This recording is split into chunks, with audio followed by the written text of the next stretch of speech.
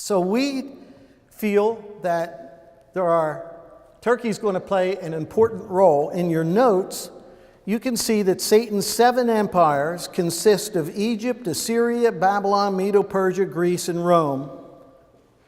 And we get that outline from Revelation 17, verses 9 to 11, that tells us Rome is the 6th empire in prophecy, and there's going to be a 7th and an 8th.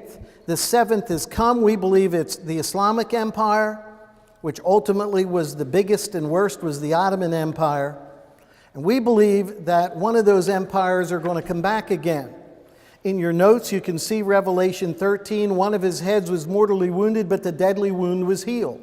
6 different times in the book of Revelation, it tells us that one of the empires is going to return, and we believe it's the Islamic Empire. Revelation 13:12 says that his deadly wound was healed.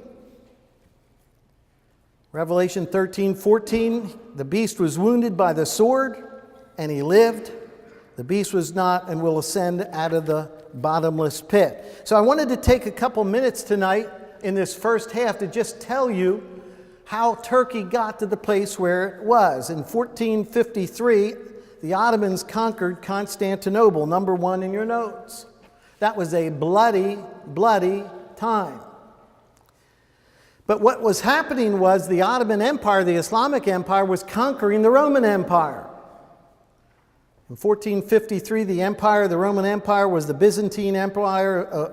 Capital was in Constantinople. When the Ottomans took it over, they killed everybody, took over the churches, converted them to mosques.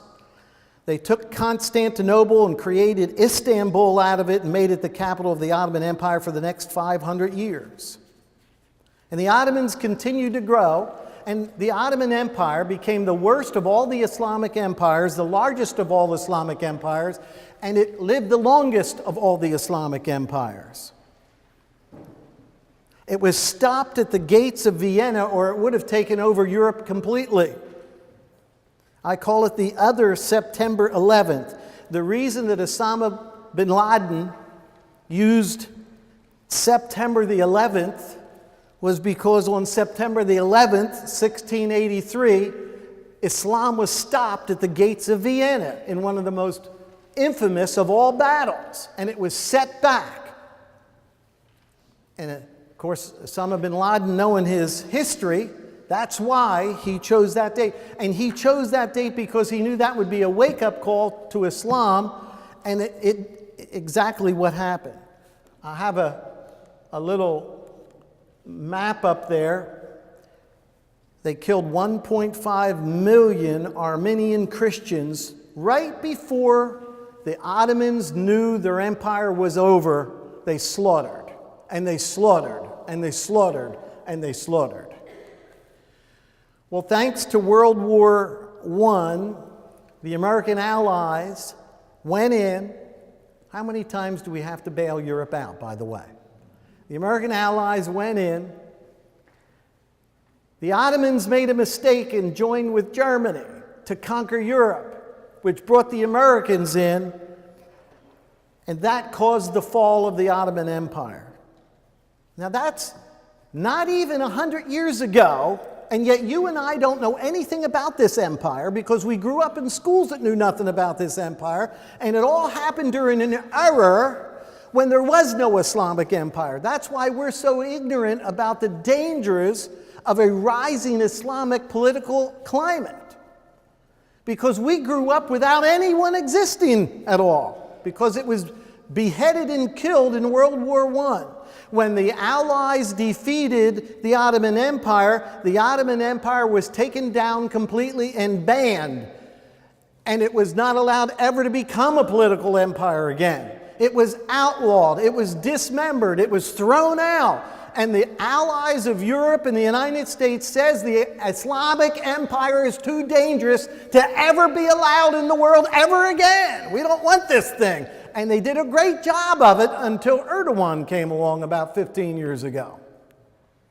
And over the last 100 years, Turkey has been a secular country which was the head of the Ottoman Empire. We see Turkey's importance because it was one of the 7 empires, and one of those 7 empires is going to come back again in the form of 10 kings, which we see as a 10-king caliphate, and that's why we talk about Turkey being in the position to do that. As soon as it was dismembered and it was put out of business, the Sykes-Picot deal came along, and they took, folks, you know, the modern Middle East was just created less than 100 years ago. And so they took all of the area of the Ottoman Empire, which was one great big place. The Middle East was one great big place called Syria. And Britain and the United States and France carved up 22 countries that created the modern Middle East so that the Ottoman Empire couldn't get control of them anymore. Well, as soon as that ended in 1928, something happened. The creation of the birth of the Muslim Brotherhood. The Muslim Brotherhood was designed and created to keep the caliphate alive. The Muslim Brotherhood, I don't know how aware you are of it, is basically the legal guardian of Islam today because they don't have a caliph or a caliphate. They have no government ruling them all, so they go with an unofficial ruling arm called the Muslim Brotherhood. The theological arm of Islam is the Muslim Brotherhood. The legal arm of Islam is the Muslim Brotherhood. It was started 4 years after the breakup of the Ottoman Empire to keep the Ottoman Empire alive. And to show you how much traction it's gotten here, it was in the United States government for the last 8 years by the hundreds and hundreds in the United States government. I said in the United States government in the last 8 years, we've had Muslim Brotherhood running things. Sad, but true. Fast forwarding, number 6 in your notes, awakening Islamic fundamentalism. All of a sudden, from the Iranian Revolution and from 9/11, the Islamic world is recognizing that they are big time and that it's time to get moving again. Except the path that they're choosing is largely migration, not war. We need to recognize that. This is a well thought out plan. And by 2001, at the same time that the Twin Towers fell and Osama bin Laden was waking up, a guy by the name in 1998, number 7 in your notes, Recep Tayyip Erdogan, mayor of Istanbul, he was really coming along strong, but he was beginning to talk about Islam. And that's outlawed in Turkey. You're not allowed to talk about Islam in Turkey as a political entity. So he became the mayor of Istanbul, and he quoted a poem, and it put him in prison. There's the poem on the bottom down there. I think you see it, wherever that is in your notes. The mosques are our barracks, the domes our helmets, the minarets our bayonets, and our faithful our soldiers. He established the Justice and Development Party, and somehow he got out of prison, and in 2002, he became Prime Minister of Turkey. Now, President Erdogan has built a strong nationalistic fervor in Turkey like you wouldn't believe. It is almost the fervor in Turkey right now if you were to visit Turkey today. I know some of you have been to Turkey. I know back when you could go there and it was easy to get in and out of, to visit the 7 churches of Asia and all of that. But today, if you go, it's almost like Germany was on the run-up to World War II. The nationalistic fervor that something big is in the air, that the Turks are back, that we've thrown off the old secular Kemal Ataturk government, and Islam is again going to rise to the great promise, and the world's going to see who we really are. That is ruling and reigning strong in Turkey right now. Erdogan has managed to crack down on the judiciary, the military, the police. He's taken over the mosques, the education, and he is currently blocking churches, and he is not allowing Christians back into the country. If you have a missionary that's in Turkey and his visa comes up, he's not going to get back in. And there's story after story after story of Turkey knowing the missionary's visa is coming up and escorting him to the missionaries, escorting them to the airport, saying sayonara, and his wife and family are still back in Istanbul or still back in Ankara, and he's gone. They are heaving Christians out. They are jailing people like the guy that spoke here in Greenville. In 2011, moving forward, the Arab Spring broke out, and we said at the time this was going to be huge for the Middle East and for the rebuilding of the Ottoman Empire. You remember our government leaders. When the Arab Spring broke out, our Secretary of State said democracy is coming to the Middle East. And our president said democracy is coming to the Middle East. And if you knew a little bit about prophecy, you were saying, I smell something a lot more sinister here. With all these Arab countries falling, I think maybe this is Satan's shot at rebuilding the Ottoman Empire, because we're getting rid of all these despots. And so one by one, Tunisia fell, Libya fell, Yemen fell, Egypt fell, Lebanon fell, Iraq fell, Syria fell. Then ISIS came in. Now, when you start to put all of this together, folks, there's a pattern that we're seeing in our world. And it's called we're racing through the end times. You know, I talk about this sometimes. God's not going to put a sign up in the clouds that says, oh, hey, it's the end times. And in fact, Jesus says everybody's going to miss it. Didn't he say that? He said, you're going to be sleeping.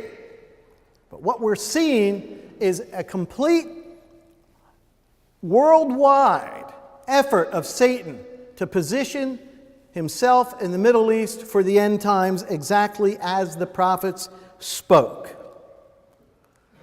When the Muslim Brotherhood was voted into Egypt and Morsi became president, he lasted about a year and got kicked out.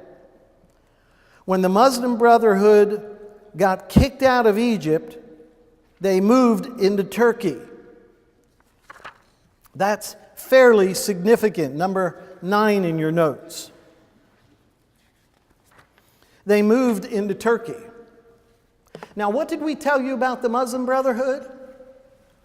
The Muslim Brotherhood is the legal arm, the theological arm, and the most respected thing in Islam. It's moved into Turkey,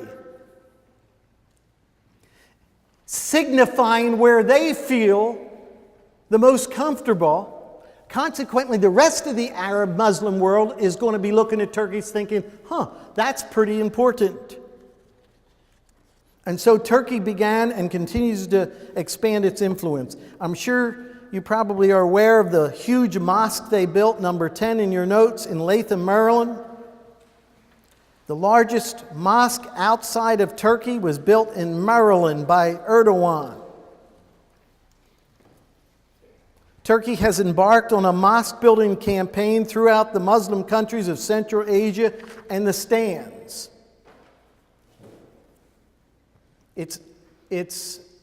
Are you all with me tonight? Is everybody with me tonight?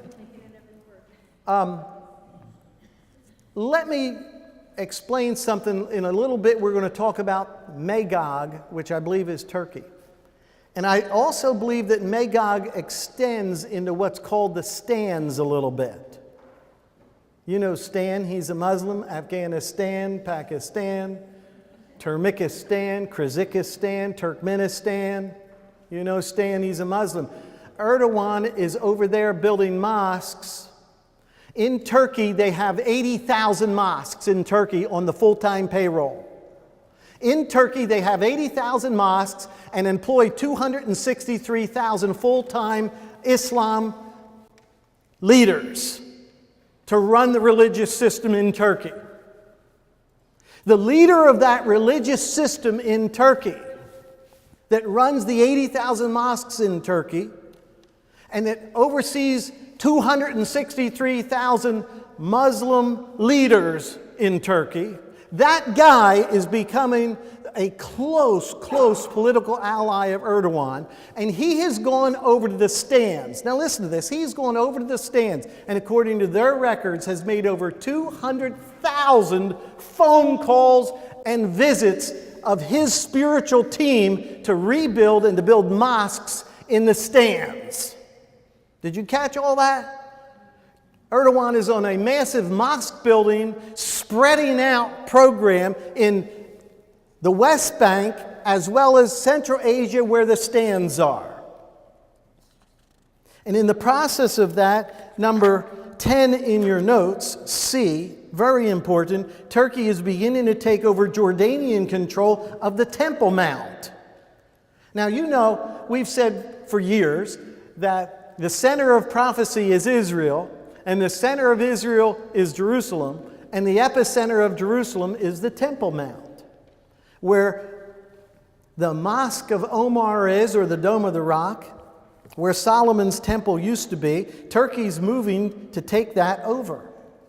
He's pouring millions of dollars into East Jerusalem for influence. He's calling on the Muslim world to conquer Jerusalem. He's calling on the Muslim world to unite together as Shias and Sunnis to conquer Jerusalem. And he's even gotten a little bit friendly with Iran to get it done. Who's Shia?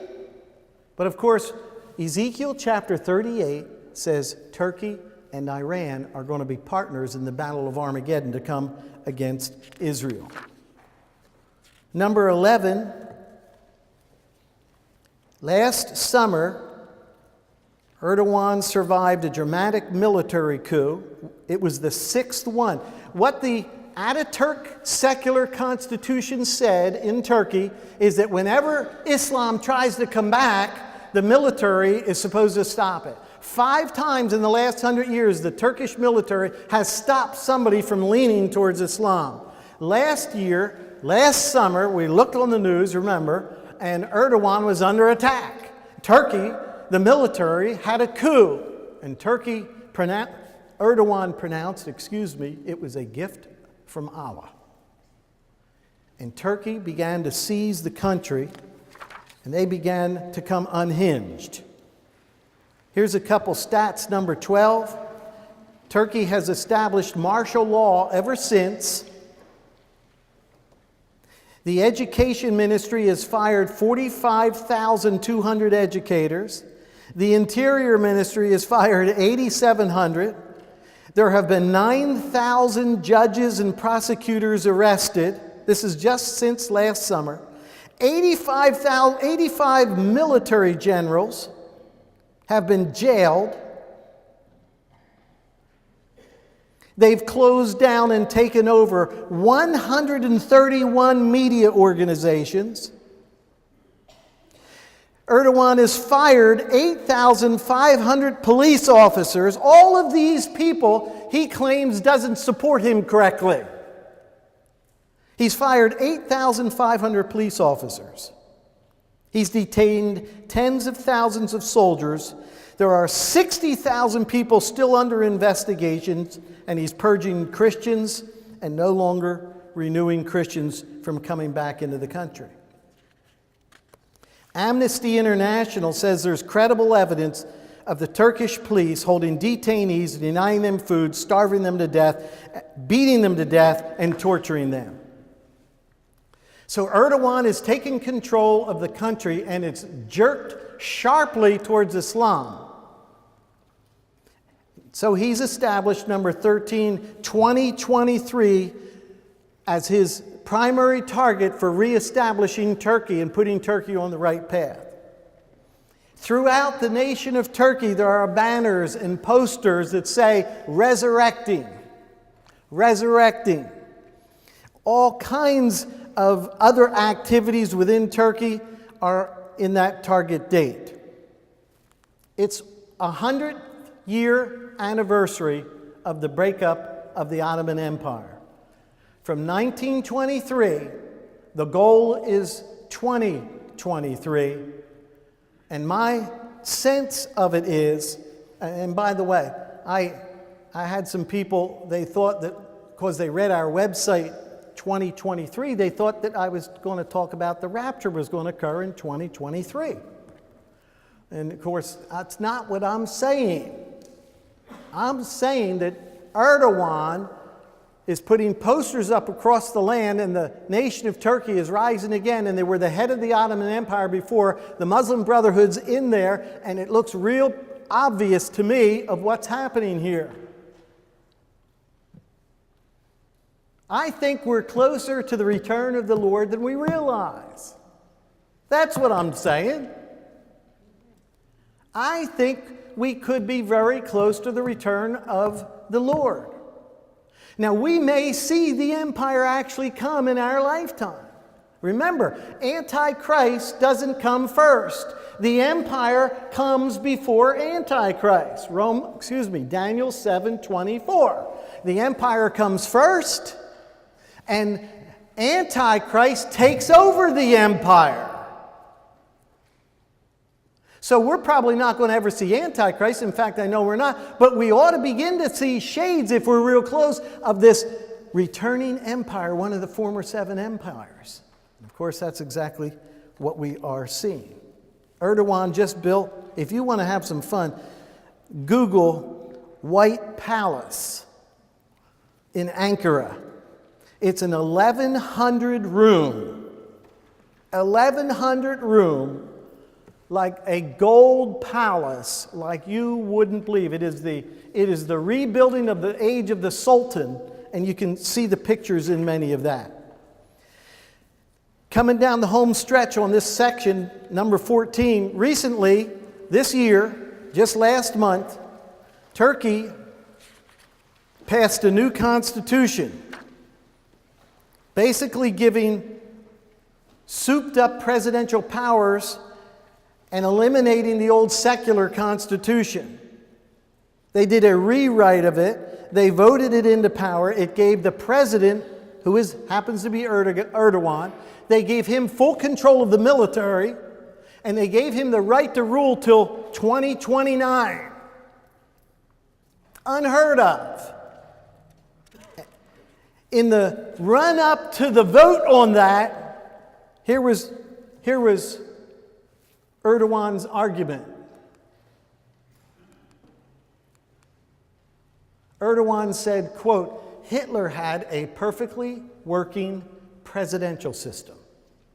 That was Erdogan's argument why they needed to change their presidential system. That is not something created, that is an actual quote. I couldn't believe it when we saw that. So he won the vote. He's now ensconced as the supreme ruler over the former empire of Islam. And the first act that he did is he ran over to the museum and he got out this silk turban. You can't see it because of the picture there. He got out this silk turban out of the museum and activated it and put it out where everybody could see it. And it was a symbolic thing of saying the Ottoman Empire is back now. I'm here and I'm the Sultan. And he immediately also, last but not least, number 16 in your notes, he then adopted the similar symbol of the Muslim Brotherhood. We've now got a full-blown case, folks, for Turkey as the primary patron of the Muslim Brotherhood, primarily front and center, and the Muslim world watching and looking at what's he going to do and when are they going to do something. And what I believe could possibly happen is by 2023 or somewhere around there, if that happens, where 10 kings, he invites 10 specific nations to say, I'm ready to establish the Islamic Caliphate. We are off to the races and the rapture comes. I didn't say it came 2023. I just says it's going to come. Can we get an amen and an hallelujah?